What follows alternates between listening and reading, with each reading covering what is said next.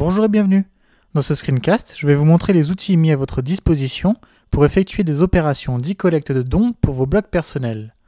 Alors, lorsque vous vous trouvez sur la page d'accueil du site de l'AFM Téléthon, il faut aller se connecter à votre espace communautaire en haut à droite.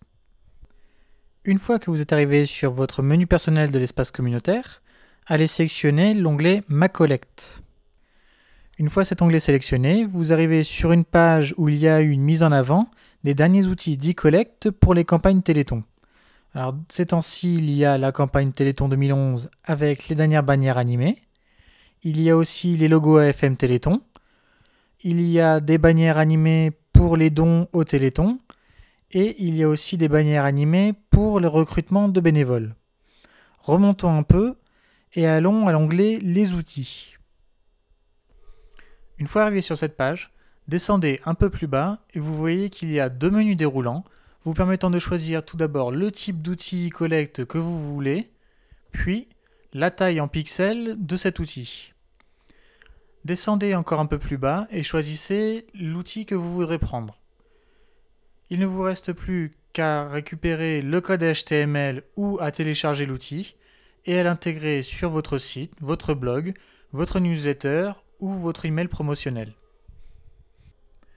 Pour ajouter ce code à votre blog Téléthon, tout d'abord copiez-le, puis allez sur votre blog. Une fois sur votre interface de blog, il faut aller dans l'onglet Présentation et choisir l'option Contenu des colonnes.